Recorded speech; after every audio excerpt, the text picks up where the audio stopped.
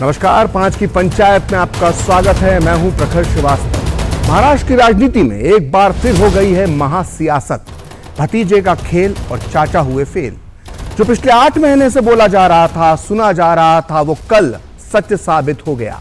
अजीत पवार ने अपने चाचा शरद पवार का साथ छोड़कर आखिरकार बीजेपी और शिवसेना शिंदे गुट का दामन थाम लिया है। वो उप मुख्यमंत्री बन चुके हैं और अपने साथियों को भी मंत्री बना चुके हैं। उनका दावा है कि पार्टी के 40 से ज्यादा विधायक उनके साथ हैं और उनका गुट ही असली एनसीपी है। उधर भतीजे की बगावत के बाद चाचा शरद पवार ने भी पलटवार का ऐलान कर दिया है। उन्होंने कहा है कि 3 महीने में महाराष्ट्र की राजनीति की पूरी फिल्म बदल जाएगी। उन्होंने कहा है कि जब समय आएगा तो सभी मेरे साथ होंगे और मैं फिर से पार्टी खड़ी करूंगा। लेकिन चाचा भतीजे की इस लड़ाई में कई सवाल हैं। कुछ सवाल महाराष्ट्र की सियासत से जुड़े हैं तो कुछ सवाल देश की सियासत यानी 2024 के चुनाव से भी जुड़े हुए हैं। सवाल ये कि क्या विपक्ष का किला महाराष्ट्र में हिला? पवार वर्सेस पवार की इस लड़ाई में किसे मिलेगा पावर? क्या महाराष्ट्र में फंस चुकी है महाअघाड़ी की गाड़ी? क्या महाराष्ट्र में हुई बगावत क्या पूरे विपक्ष के लिए बनेगी आफत? यानी महाराष्ट्र में टूट क्या विपक्ष में भी पड़ेगी फूट? सवाल यह भी है कि क्या महाराष्ट्र का फॉर्मूला अब बिहार या दूसरे प्रदेशों में भी दोहराया जाएगा? और सबसे बड़ा सवाल यह कि अब 2024 में विपक्षी एकता का क्या होगा? आज 5 की पंचायत में हम इन्हीं सब मुद्दों पर चर्चा करेंगे और हमारे साथ होंगे कुछ खास मेहमान। लेकिन पहले देखते हैं कि महाराष्ट्र के महासंग्राम में आज क्या खास हुआ।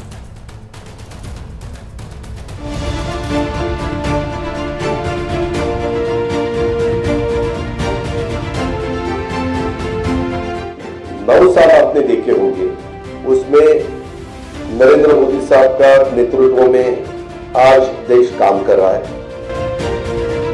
आपने आपके बहन से क्या बात की, आप मुझे बताएंगे?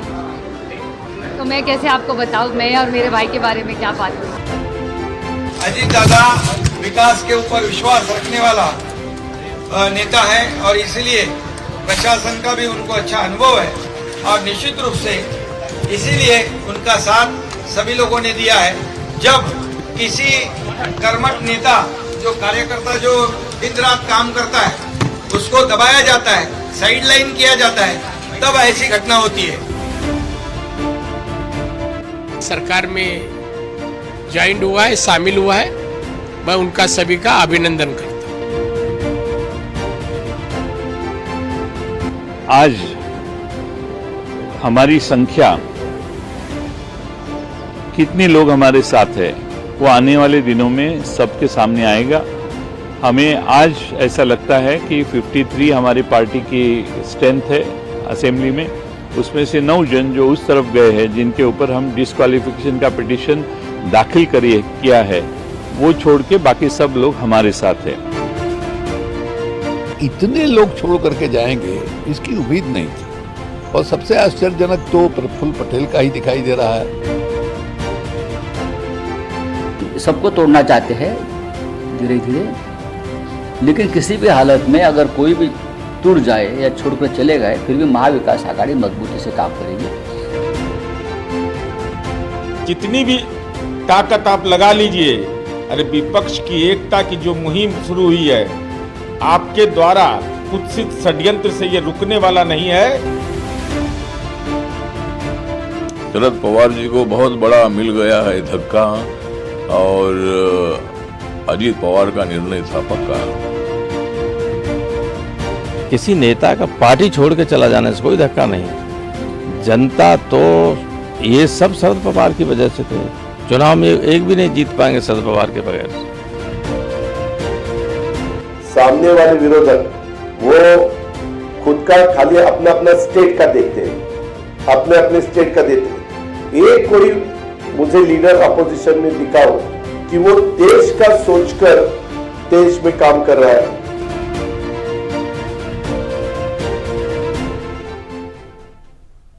तो महाराष्ट्र की सियासत के पावर गेम में कौन पवार जीतेगा और इसका क्या होगा राष्ट्रीय राजनीति में असर?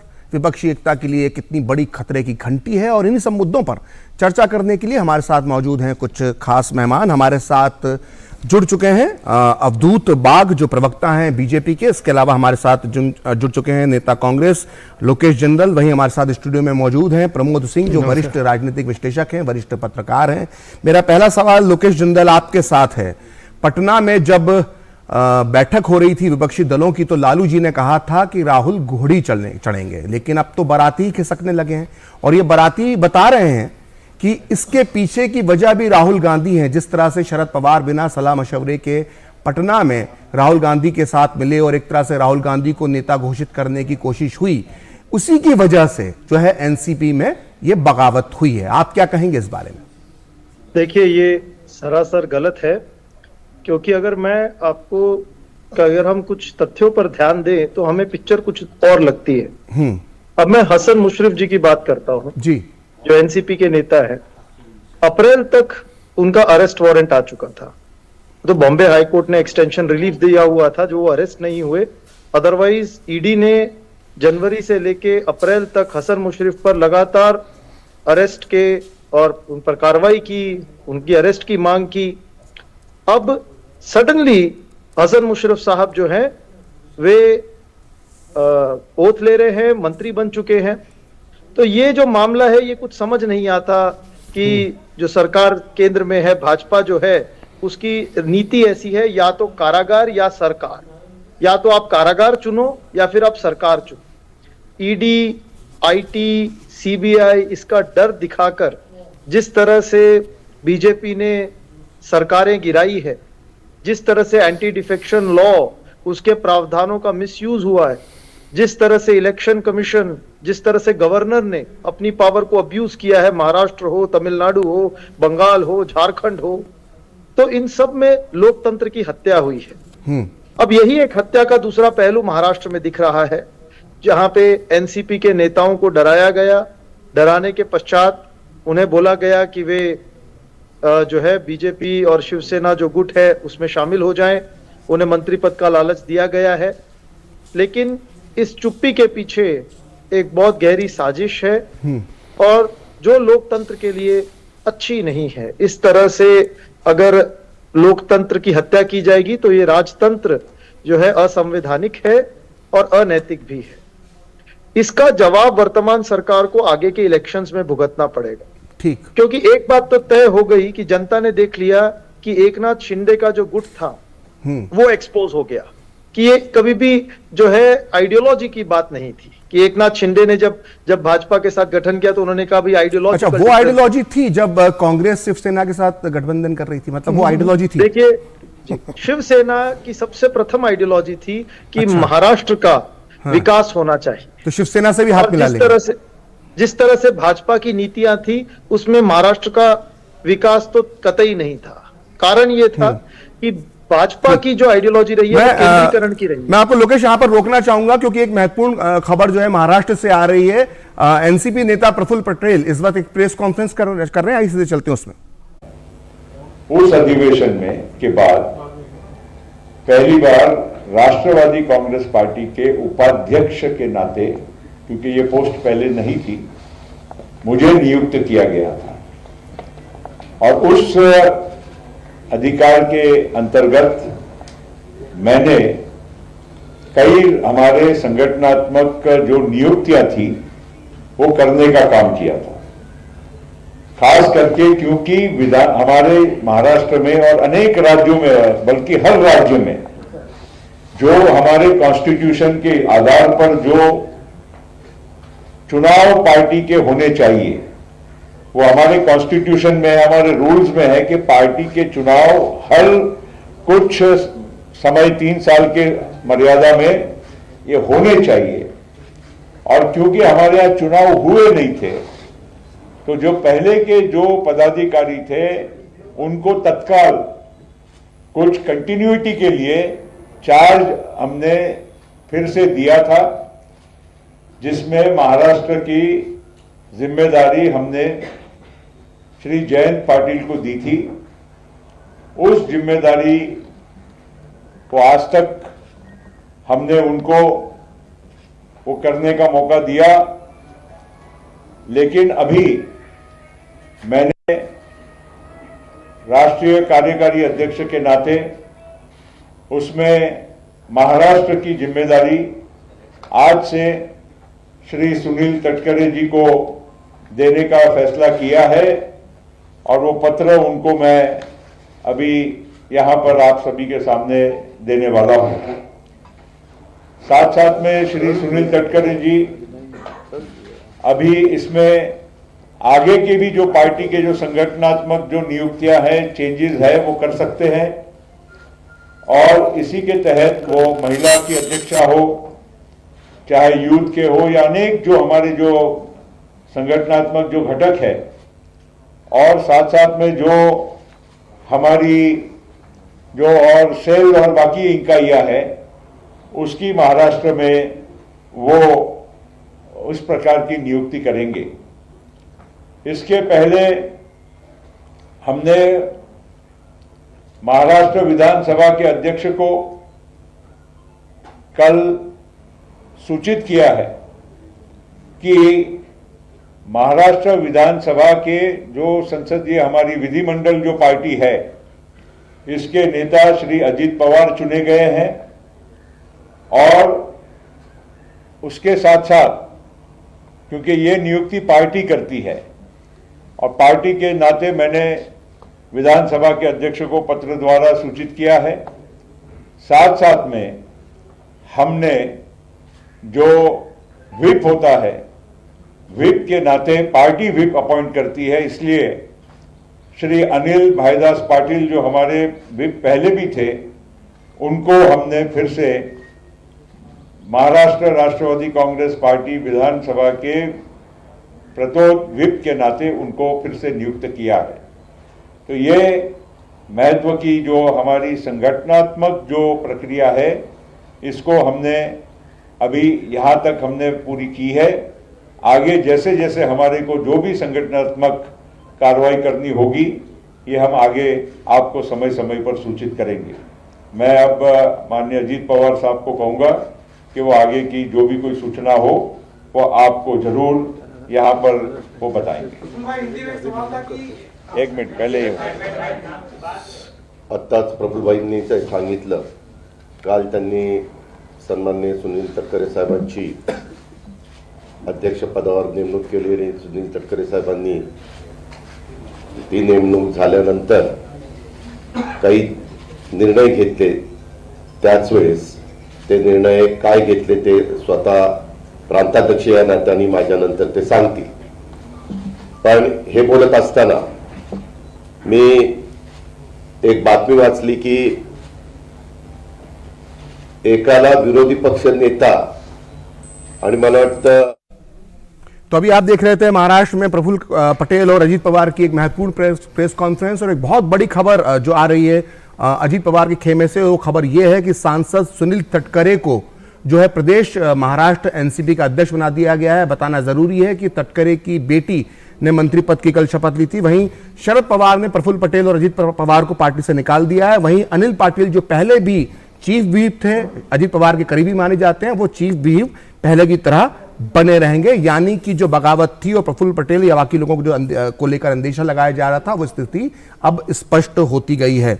हम चर्चा में आगे बढ़ेंगे 5 की पंचायत में। और 5 की पंचायत में हम जब लोकेश जिंदल से जो नेता हैं कांग्रेस के, जब उनसे चर्चा कर रहे थे तो उन्होंने एक बात कही कि बीजेपी ने जो भ्रष्टाचार के आरोप जिन पे लगाते रहे थे अब वही सरकार में जो है बीजेपी के साथ आ गए हैं। हमारे साथ अवधूत बाग जी हैं, प्रवक्ता बीजेपी, इस वक्त हमारे साथ मौजूद हैं। अवधूत जी, मैं आपसे ये जानना चाहूंगा कि 3 दिन पहले ही पीएम मोदी ने कहा था और एनसीपी पर यह आरोप लगाए थे कि 75,000 करोड़ रुपए के घोटाले के आरोप एनसीपी नेताओं पर लगाए थे।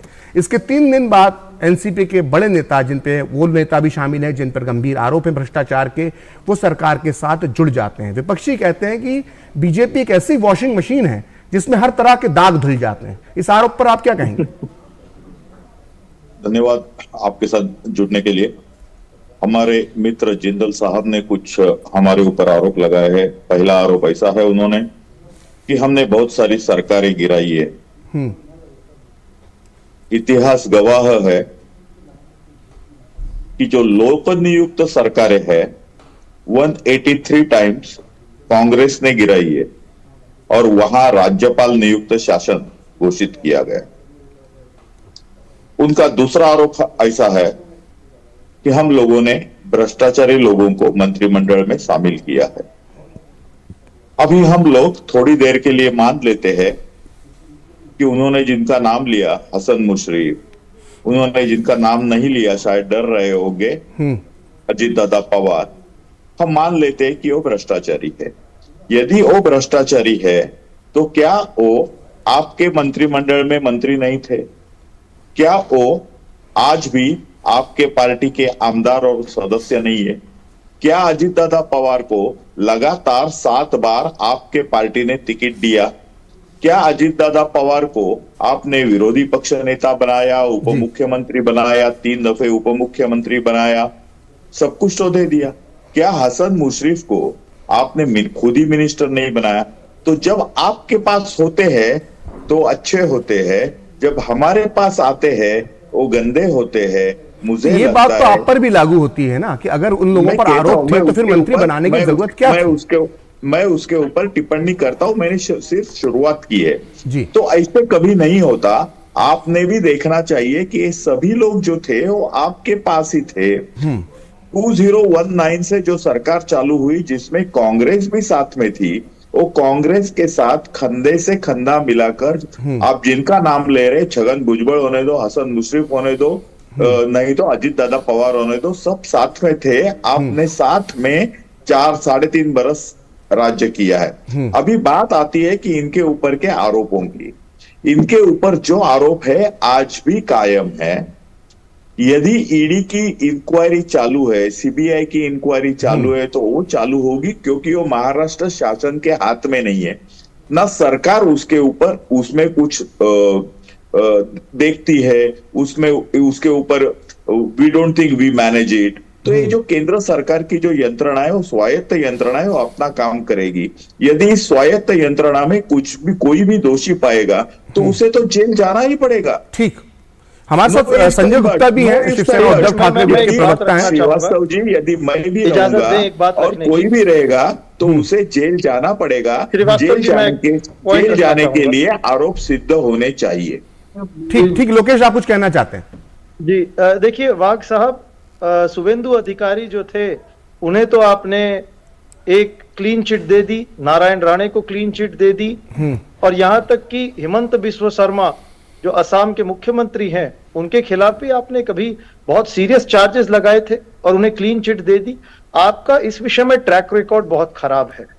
जो भी व्यक्ति जिस पर ईडी की छानबीन, सीबीआई की छानबीन होती है, वो जब आपकी पार्टी में शामिल हो जाता है उसे जैसे एक पुनर्जन्म मिल गया हो, उसके सारे पाप धुल जाते हैं। तो ये जो मापदंड है आपका, इससे न केवल ईडी की छवि खराब होती है, लेकिन सवाल बड़ा लोकेश आपकी पार्टी के लिए भी उठता है। सवाल बड़ा ये भी उठता है कि ठीक है किसी भी वजह रही हो, जो भी वजह रही हो, लेकिन ये कहीं ना कहीं यूपीए की भी नाकामी है कि वो अपने सहयोगियों को जोड़ने में नाकाम रहते हैं। शरद पवार लंबरदार बन रहे थे विपक्षी एकता के, पार्टी तो छोड़ी अपना परिवार भी साथ लेकर नहीं चल पाए। तो ठीक है, दूसरों को दोष देना समझ में आता है, लेकिन अपने गिरेबान में भी यूपीए के नेताओं को, जिसमें कांग्रेस भी शामिल है, उसे भी ये सोचना चाहिए कि आखिर क्यों वो अपना कुनबा एक रखने में कामयाब नहीं होते हैं। हर समय दूसरे को दोष देने से तो राजनीति नहीं चलेगी ना। एनफोर्समेंट डायरेक्टोरेट की पावर को देखे, अभी तमिलनाडु में क्या हुआ, इनके जो गवर्नर थे उन्होंने किस तरह असंवैधानिक तरीके से एक मिनिस्टर को डिसमिस कर दिया। आप महाराष्ट्र में इनके गवर्नर का तरीका देखिए। अब देखिए राहुल गांधी तो लड़ने की बात करते हैं, राहुल गांधी तो कहते हैं कि हम लड़ेंगे चाहे जो भी हो जाए, तो फिर डर क्यों रहे? गैर बीजेपी आप दरअसल दिक्कत यह है कि कांग्रेस और बाकी घटक दल जब उनकी पार्टी में टूट होती है तो अपने गिरेबान में झांकने की बजाय सिर्फ बीजेपी पे आरोप लगाते हैं। आरोप लगाना गलत नहीं है, लेकिन साथ में अपने गिरेबान में भी झांकना चाहिए। हमारे साथ संजय गुप्ता हैं जो उद्धव ठाकरे गुट के प्रवक्ता हैं। संजय जी, पहले आपकी पार्टी टूटी, अब एनसीपी टूटी, क्या महाविकास अघाड़ी का कोई भविष्य भी बचा है? देखिए, महाविकास अघाड़ी अपनी जगह पे है और अपनी जगह पे रहेगी, मगर जिस तरह से आज बीजेपी ने शरद पवार जी की पार्टी को भी तोड़कर उनके नेताओं को अपने साथ मिला लिया। अक्सर ठाकरे परिवार पर बीजेपी आरोप लगाती रही कि ठाकरे परिवार ने एनसीपी से गठबंधन कर लिया, बाला साहब ने कभी गठबंधन को नहीं माना था। तो जब उनके ऊपर आरोप भी लगाए एनसीपी पर, आज खुद उनसे गठबंधन कर लिया, किस लिए? मतलब तो फिर आप ठाकरे परिवार पर, शिवसेना पर किस लिए आरोप लगाते रहे इतने सालों तक? मेरा सवाल ये था कि महाविकास अघाड़ी का कोई भविष्य बचा है कि नहीं बचा है, कि पार्टियां जो टूट रही हैं जिस तादाद में, पहले आपकी पार्टी टूट गई, फिर एनसीपी टूट गई, तो कोई भविष्य भी बचा है कि नहीं बचा है महाविकास अघाड़ी का? देखिए, महाविकास अघाड़ी अपनी जगह पे, विपक्ष के अंदर विपक्ष जिस तरह से है और विपक्ष को जिस तरह से तोड़ने की कोशिश आज की जा रही है, विपक्ष को जिस तरह से कमजोर करने की महाविकास अघाड़ी आपके हिसाब से अपनी जगह पर है। हमारे साथ प्रमोद जी, आपने सारे लोगों की बातचीत सुन ली। प्रमोद जी, अब एक खबर आ रही है, संजय राउत बार बार कल उन्होंने संकेत दिया, उन्होंने कहा कि महाराष्ट्र में अब एक बार फिर सीएम बदलेगा, और आज उन्होंने सीएम के नए सीएम जो वो सोचते हैं उसका नाम भी बता दिया कि उन्होंने कहा कि अजित पवार महाराष्ट्र के अगले सीएम हो सकते हैं। उधर शरद पवार ये कह रहे हैं कि फिल्म अभी बाकी है। तो क्या महाराष्ट्र की राजनीति में अभी एक नया उठापटक का सिलसिला शुरू होने वाला है? क्या लगता है राजनीतिक विश्लेषक के तौर पर आपको? देखिए, जो कल जो कुछ हुआ महाराष्ट्र में, उसके पीछे अगर आप देखेंगे, जो एक अपोजिशन की कवायद चल रही थी कि वो नरेंद्र मोदी के खिलाफ एक कंबाइंड फ्रंट करेंगे, वो ध्वस्त हो गया। पटना से जो ट्रेन चली थी यूनिटी की, वो हावड़ा जाते जाते डिरेल हो गई। कल एनसीपी ने मना कर दिया, बोला हमारा आपसे कोई लेना देना नहीं, हम अकेले लड़ेंगे। अब अरविंद केजरीवाल आपसे ऑलरेडी खिलाफ हैं, बीआरएस आपके साथ आ नहीं रही है, जगन मोहन रेड्डी आपके पास आ नहीं रहे हैं, नवीन पटनायक आपके साथ है नहीं। तो कुल मिला के जो एक शराड था, मेरा मानना, वो अभी हिल गया है। अब शरद पवार के पास इस समय क्या है, 82 साल की उम्र उनके पास, 53 विधायक में से 40 अजीत पवार कह रहे हैं हमारे पास है, 9 इनके पास एनसीपी। अब उनमें से कितने अजीत पवार के पास है ये पता लग जाएगा। और उन्होंने अपना, आपने देखा भी, प्रफुल्ल पटेल जो बोल रहे थे, उन्होंने अपना चीफ विप जो पहले अनिल भाई दास पाटिल थे उन्हीं को बनाया है। तो विप जो पिछले वाले में शिंदे वाले केस में जब सुप्रीम कोर्ट में मामला था, विप का मामला आया था, इसमें वो भी नहीं आएगा। उन्होंने स्पीकर को लिख दिया है। शरद पवार किसी को पार्टी से एक्सपेल करें, लेकिन वो लेजिस्लेटर पार्टी को अगर नेता स्पीकर राहुल नार्वेकर रिकॉग्नाइज करते हैं अजीत पवार को, तो फिर तो शरद पवार। आपको यहाँ पे रोकना पड़ेगा क्योंकि एक बड़ी खबर कर्नाटक से आ रही है। कर्नाटक में राष्ट्रपति महामहिम द्रौपदी मुर्मू श्री सत्यसाई यूनिवर्सिटी के कार्यक्रम में हिस्सा ले रही है। आइए सीधे चलते हैं इस कार्यक्रम में।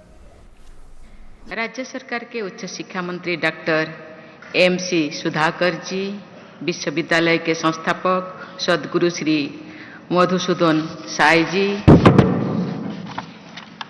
कुलाधिपति श्री बी.एन. नरसिंह मूर्ति जी, उप कुलपति डॉक्टर श्रीकांत मूर्ति जी, ट्रस्ट के अध्यक्ष डॉक्टर श्रीनिवास जी, शिक्षकगण, अभिभावकगण और प्यारे विद्यार्थियों,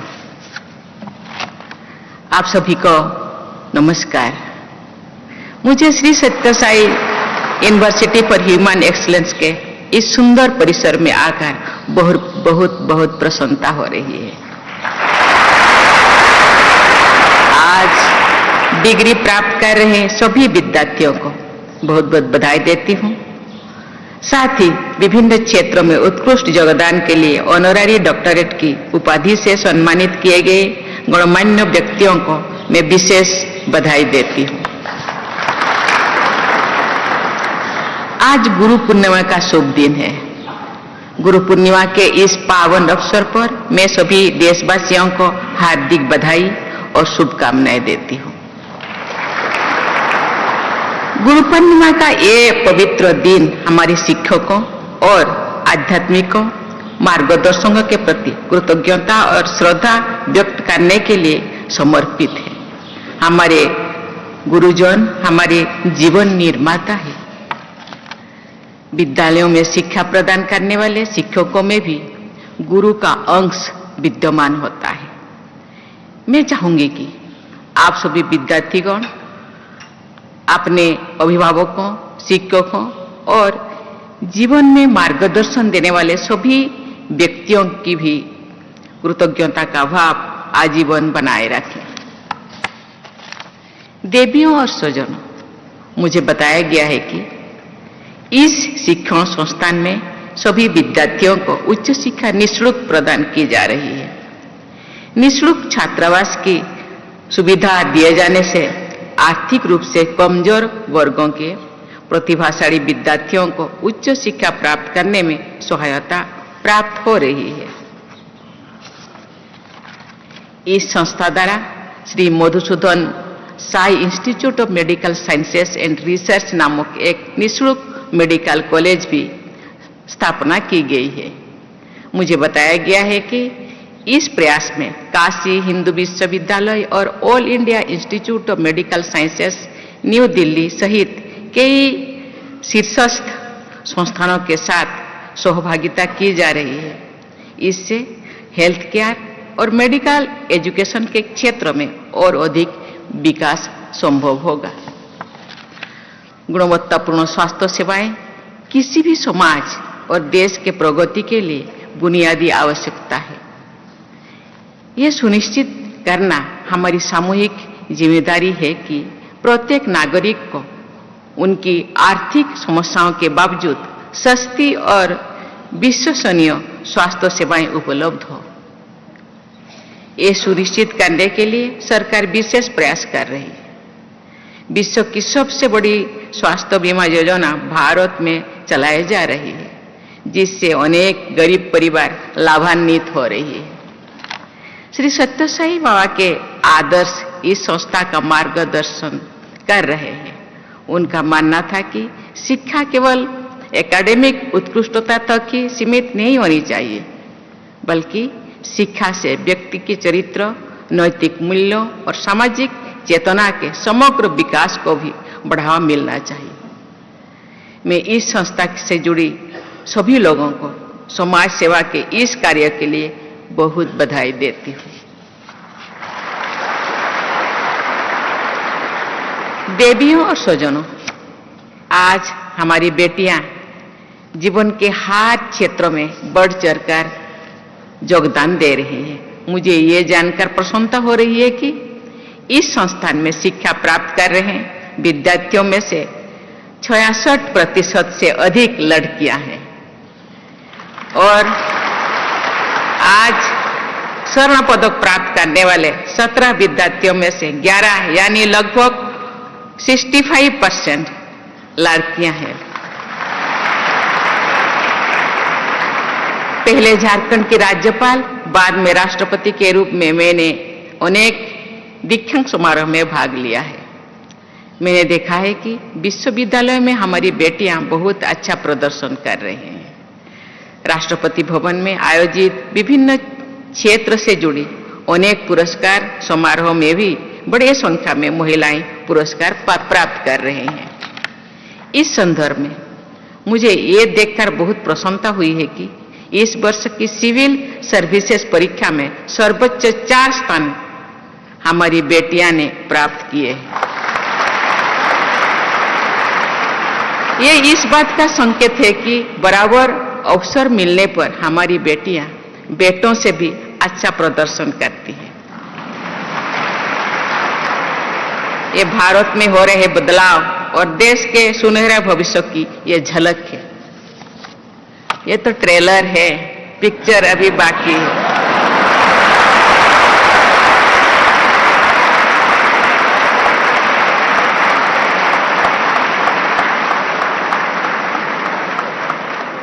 मैंने अपने देश की परंपराओं को, संस्कृति को, जनजीवन को तथा उनकी लोक परंपराओं में निहित ममता और करुणा जैसे मूल्यों को समझने का प्रयास किया है। मुझे भारत की समृद्ध परंपराओं पर गर्व होता है। परंपराओं के सुदृढ़ आधार पर आधुनिकता को अपनाते हुए महिलाएं देश के विकास में और भी बड़ी भूमिका निभा सकती है। देवियों और स्वजनों, मुझे ये जानकर प्रसन्नता हुई है कि इस संस्थान में 50% विद्यार्थियों ऐसे हैं जो मेरी ही तरह अपने परिवार में स्नातक स्तर की शिक्षा प्राप्त करने वाले पहले विद्यार्थी हैं।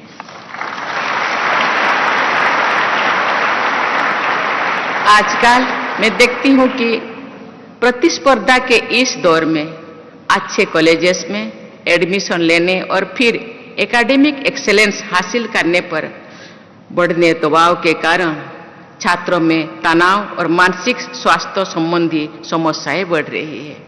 मैं सभी विद्यार्थियों को कहना चाहूंगी कि परीक्षाएं आपकी शिक्षा का केवल एक आयाम है।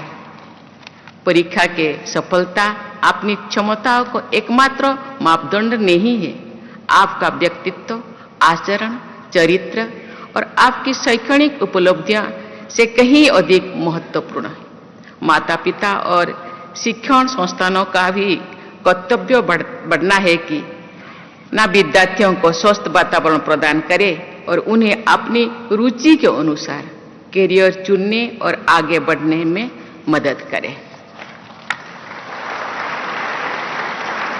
देवियों और स्वजनों, अंत में मैं एक बार फिर सभी विद्यार्थियों को बधाई देती हूँ। 21 सदी में निर्मित ये शिक्षण संस्थान अनुपयोगी परंपराओं के बोझ से मुक्त है, ये मुझे दिखाई दे रहा है। मुझे विश्वास है कि इस संस्थान को अत्याधुनिक सोच के साथ विश्व स्तरीय संस्थान बनाने की दृष्टि से आगे बढ़ाया जाएगा, क्योंकि ये संस्थान के फाउंडर, ये संस्थान के को फाउंडर, सभी सहयोगी, सभी छात्राएं एक काबिल, इनमें ये सक्षमता है, काबिलियत है। इसलिए मुझे विश्वास है ये आगे जाकर ये दुनिया में सबसे अच्छा एक संस्थान के नाम में नामित है।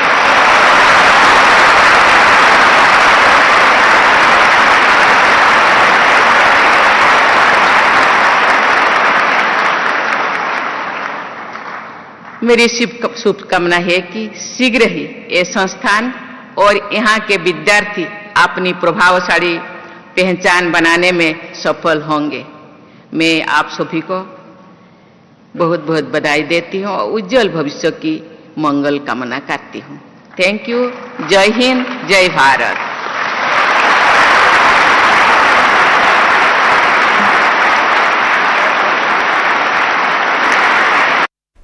तो ये थी राष्ट्रपति द्रौपदी मुर्मू, जो कर्नाटक में श्री सत्य साई यूनिवर्सिटी के एक समारोह को संबोधित कर रही थी। और हम वापस लौटते हैं 5 की पंचायत पर, और चर्चा हम जहां कर रहे हैं महाराष्ट्र की राजनीति में जो भूचाल आया है, चाचा हुए फेल और भतीजे ने कर दिया खेल। और अब हमारे साथ जुड़ चुके हैं प्रोफेसर नवीन कुमार, जो एनसीपी के नेता हैं, थोड़ी देर से हमारे साथ जुड़े हैं। प्रोफेसर नवीन, कहीं आपको भी असमंजस नहीं था कि अजीत दादा के गुट में जाना है या शरद पवार के साथ बने रहना है? इसी असमंजस में आप थोड़ा लेट हो गए हो। खैर, मेरा आपसे सवाल यह है कि कहाँ तो शरद पवार जो है वो पूरे देश में जो विपक्ष की एकता की लंबरदारी कर रहे थे, झंडा लहरा रहे थे, और खुद अपना कुनबा नहीं बचा पाए। तो क्या आपको लग रहा है कि अब जो कह रहे हैं शरद पवार कि वो फिर नए सिरे से पार्टी खड़ी करेंगे, वो नए सिरे से पार्टी खड़ी करेंगे, या फिर जैसे 2-3 महीने पहले संन्यास ले लिया था ऐसे फिर से संन्यास ले लेंगे?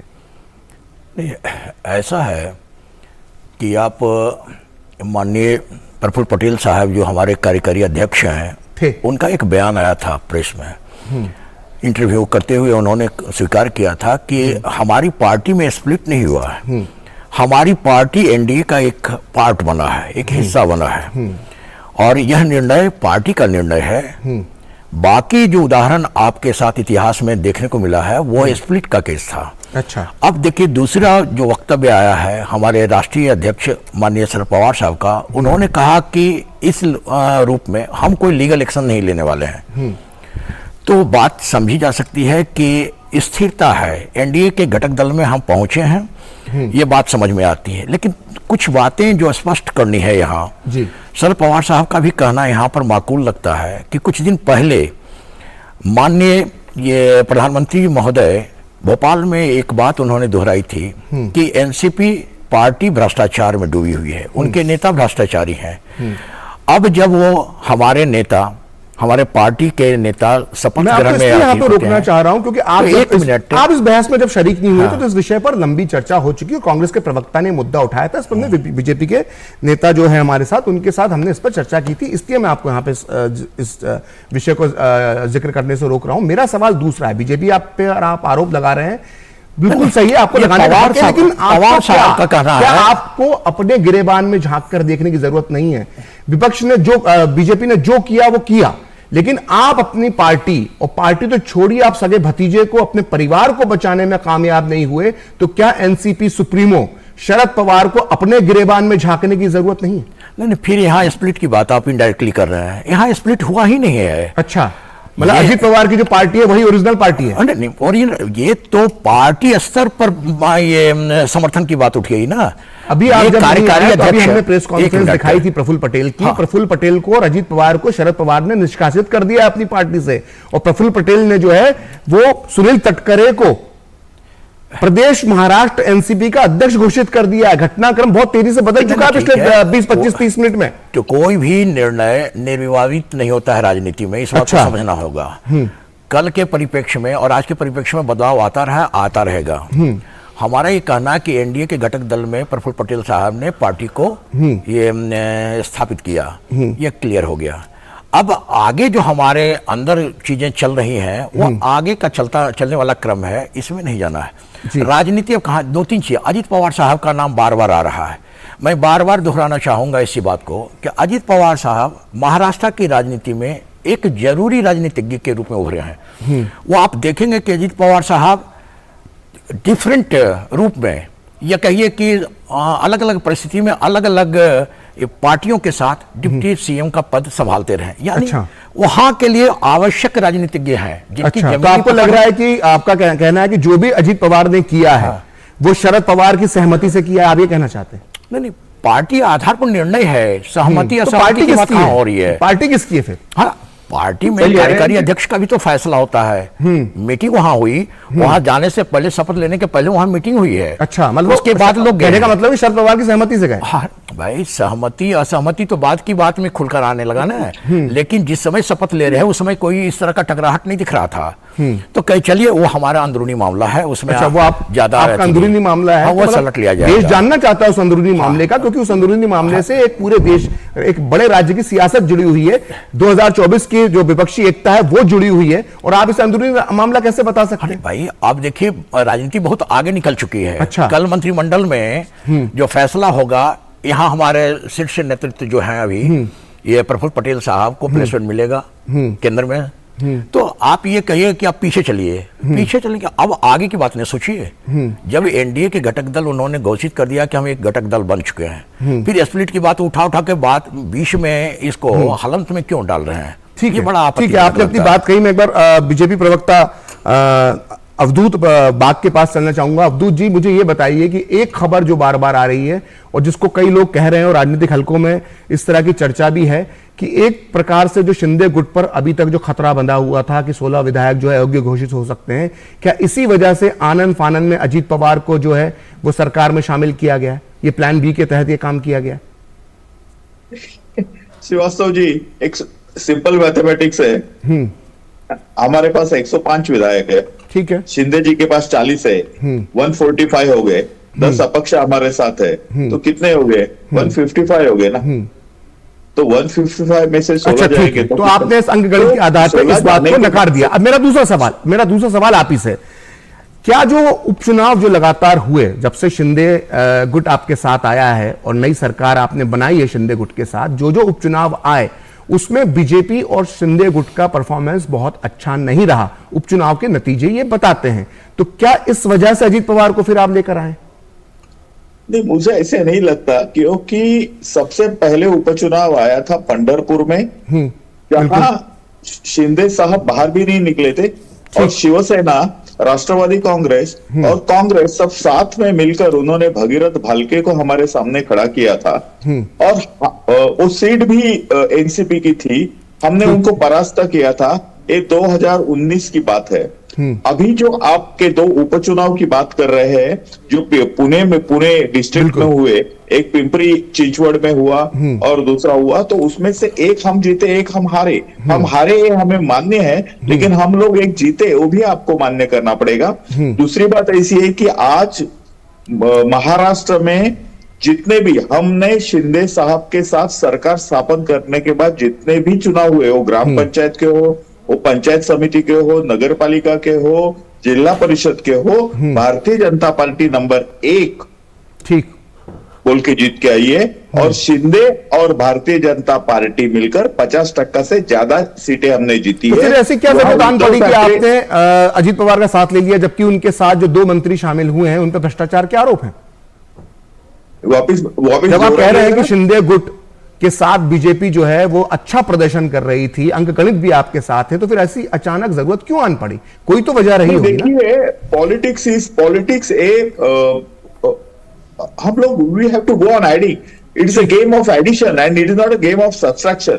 और जब हमारी विचारधारा के साथ कोई आता है तो उसका स्वागत ही करना चाहिए. अभी किसी ने बताया, जिंदल साहब ने बताया और उन्होंने नाम लिया था हेमंत बिस्वा शर्मा का. तो हेमंत बिस्वा शर्मा के ऊपर जो भ्रष्टाचार के आरोप थे या आरोप है, तब हेमंत बिस्वा शर्मा कौन थे और कहां थे? हेमंत बिस्वा शर्मा कांग्रेस के मिनिस्टर थे.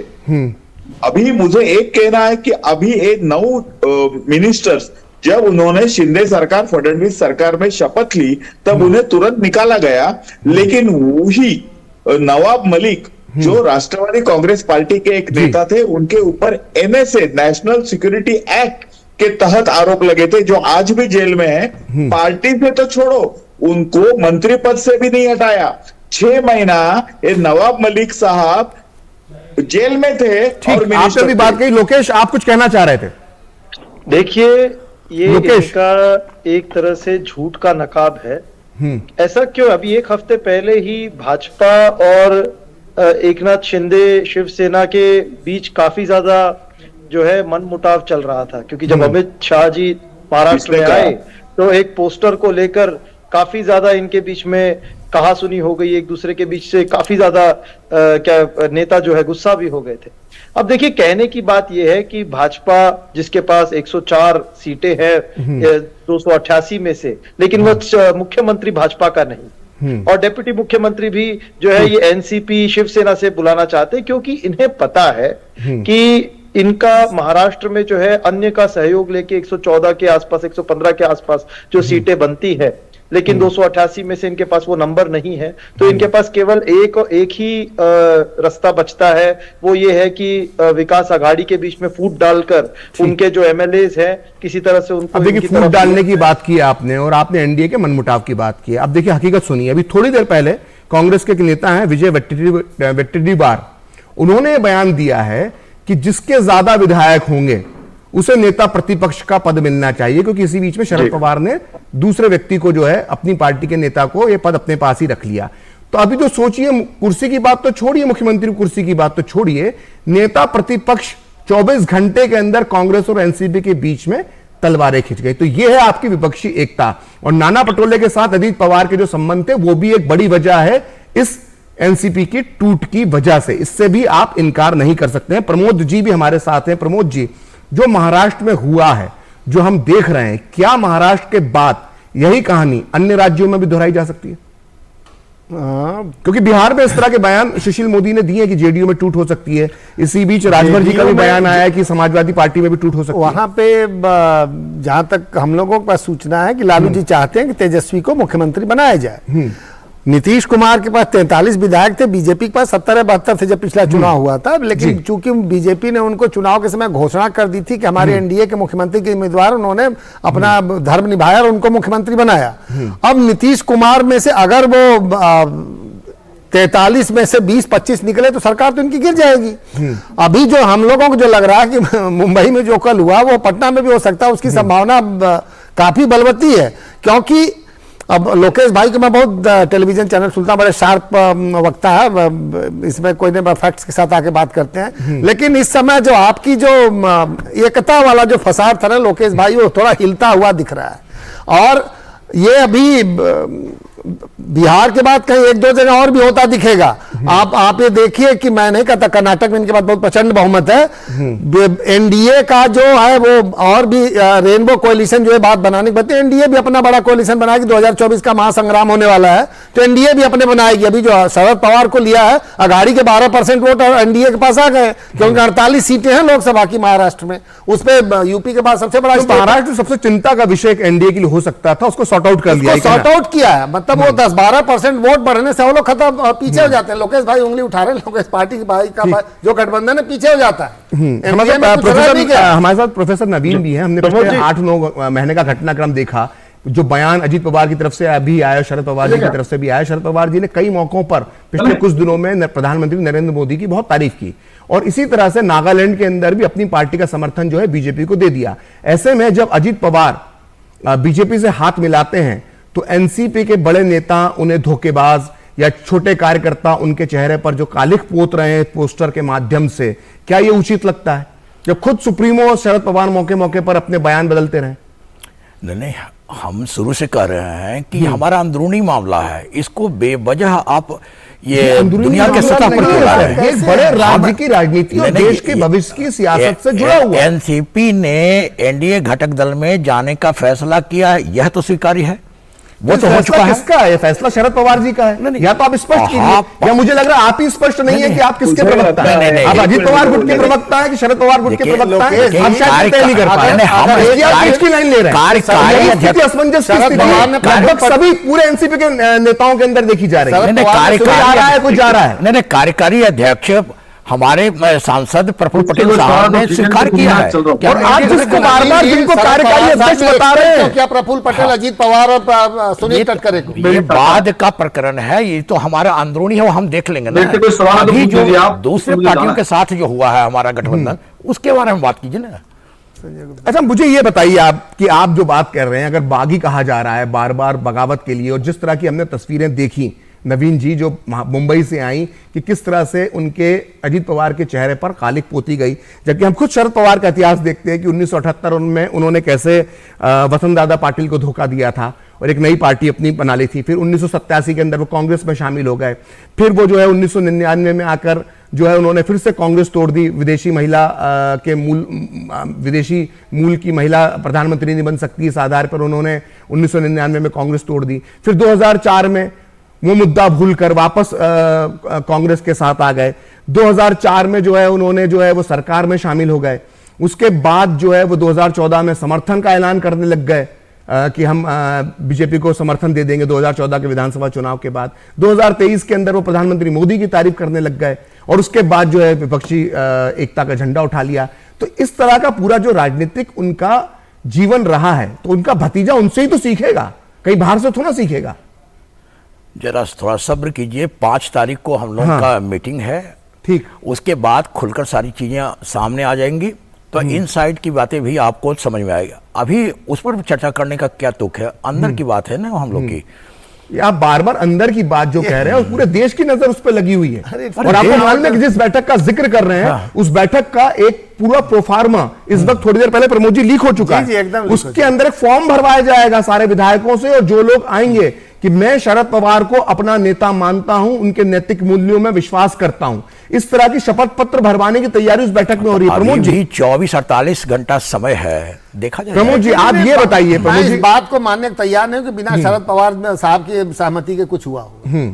पिछली बार मतलब आप बता रहे हैं कि स्क्रिप्ट जो बगावत की है वो शरद पवार जी ने लिखी है। पिछली बार जब अजीत पवार ने देवेंद्र फडणवीस के साथ सरकार बनाई थी 2019, तो हाँ 2019 में जब शिवसेना फैसला नहीं ले पा रही थी कि बीजेपी के साथ आएगी कि नहीं, जब बनी तो तब कहा जाता कि वो पवार साहब बाद में पलटी मार गए।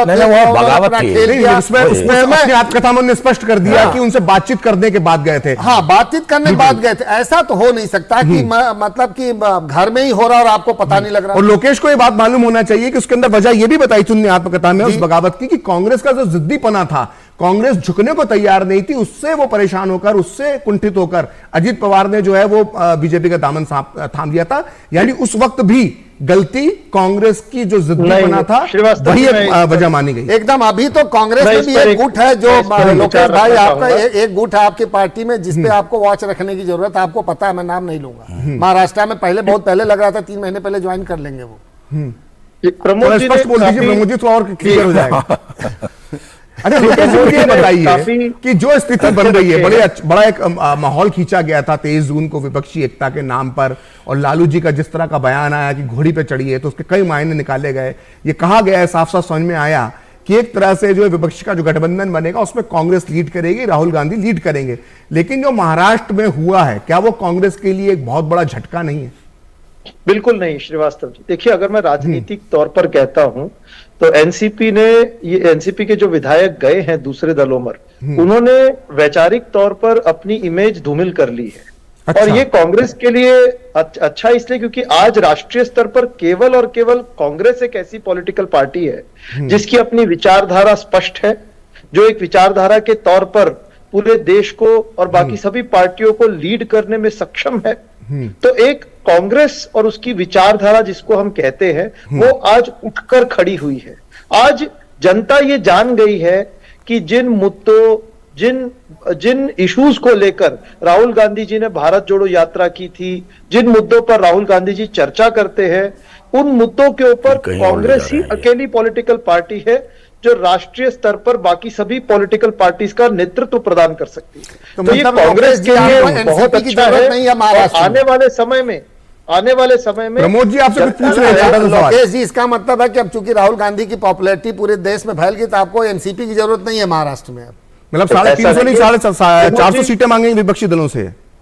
प्रमोद जी देखिए, आपने कहा कि हमारी जो ऑपोजिशन है, यूनाइटेड ऑपोजिशन है, इसे विचारधारा पर एकत्रित किया गया है। अगर आपने 23 जून में बयान पढ़ा होगा तो सभी पॉलिटिकल पार्टीज ने कहा था कि वे एक कॉमन विचारधारा के तहत आए और आगे 13 जुलाई को इस पर जो है प्लानिंग होगी, इस पर जो है आगे का प्रोसीजर तारीख खत्म हो चुकी है, 17 जुलाई होगी। इस घटनाक्रम के बाद हमारे साथ नहीं है अवधूत बाघ जी भी मौजूद है। अवधूत बाघ जी, जो अजीत पवार जो पहले करते रहे, जिस तरह से उन्होंने 2019 में भी किया था कि आ गए थे और 3 दिन बाद फिर वो मामला जम नहीं पाया था, अभी भी हम देख रहे हैं कि जो उनके साथ कल शपथ ग्रहण समारोह में थे उनमें से कई लोगों ने बैकआउट कर दिया, जिसमें बहुत महत्वपूर्ण है अमोल कोल्हे, जो एनसीपी सांसद हैं, एक अच्छा बड़ा नाम है महाराष्ट्र की सियासत में, जन जन में लोकप्रिय हैं। कल वो अजीत पवार के साथ शपथ ग्रहण समारोह में नजर आ रहे थे, लेकिन उसके बाद अब उनका आज बयान आया है दोपहर में कि वो शरद पवार के साथ हैं। तो क्या आप भरोसा कर पाएंगे, क्योंकि जो बैठक भी ली अजीत पवार ने उसमें जो 40 विधायकों का दावा था वो विधायक 1/4 भी उस बैठक में नहीं पहुंचे हैं। तो क्या आपको भरोसा है कि अजीत पवार जो दावा कर रहे हैं कि 40 विधायक उनके साथ है, पूरी एनसीपी उनके साथ है, क्या आपको इस दावे में भरोसा है? कल शपथ विधि समारोह के बाद मैं खुद पर्सनली अजीत दादा को मिला जी, 12 मिनट में उनके साथ था और उनके ऊपर बहुत सारी चीजों से चर्चा की जी। अजीत दादा पवार और एनसीपी की तरफ से मैं कोई भी दावा नहीं करूंगा क्योंकि मैं उस पार्टी का प्रवक्ता नहीं हूं। अजीत दादा बहुत लंबे समय से राजकारण में है और अभी अभी शिवसेना के साथ जो हुआ, शिवसेना जो उड़ गई, शिंदे साहब बाहर आए और इतनी लंबी केस और कोर्ट की लड़ाई चली, तब सब तथ्य सामने आए हैं। मुझे लगता है अजीत दादा ने इस सभी तथ्यों का अध्ययन किया होगा और इस अध्ययन के बाद ही उन्होंने जो कुछ स्टेप्स लेने हैं वो लिए होंगे। इसके लिए मुझे लगता है, जिसका मैं दावे का पुष्टिकरण नहीं करूंगा, लेकिन मुझे लगता है कि यदि कोई कायदा होगा वो कायदे के दायरे दादा ने जो कुछ किया होगा वो किया होगा, ऐसा मुझे लगता है।